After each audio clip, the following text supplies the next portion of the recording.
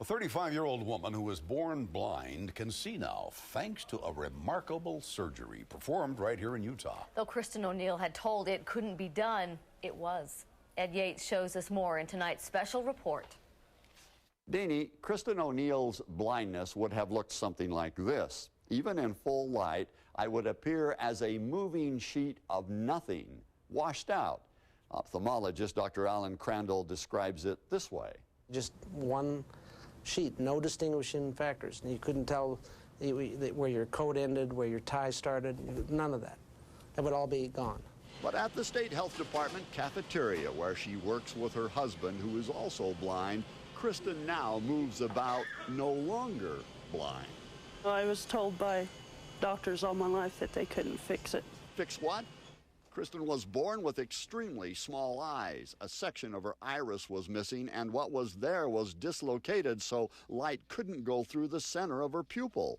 Part of her retina was missing, from the front all the way to the back of the eye. The eye lens was dislocated. She was also born with cataracts, complicated by the size of her eyes. By the time she was 14, they resembled those of an 80-year-old. Though impossible 10 years ago, Kristen's eyes now have literally been rebuilt.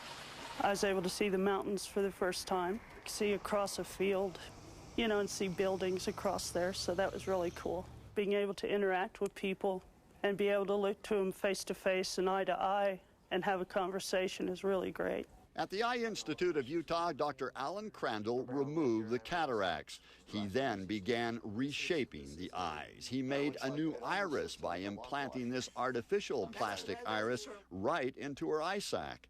Specially designed lenses were also implanted to make up for the abnormally small eye. Both of Kristen's eyes were rebuilt. She should not lose what she ever has now. She should just continue to improve over time. They ate their breakfast of cornmeal mush.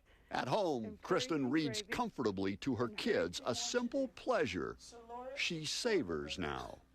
And for her son?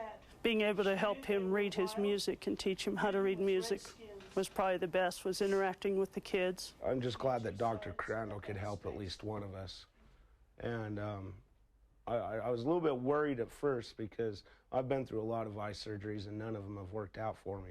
But Jim O'Neil says the surgical magic came through for his wife. Colors, hues, detail, and look at this. Being able to ride my bike, take my kids for rides and stuff with me. The fact that she can ride a bike is pretty amazing. To me, that's amazing. Kristen's vision is not perfect, but it's good. Blind she is no more. In her delightful sense of humor? It was really quite, I guess you'd say, eye-opening. The Division of Services for the Blind and Visually Impaired paid for Kristen's remarkable surgery through their rehab program. For more information, visit our website at ksl.com.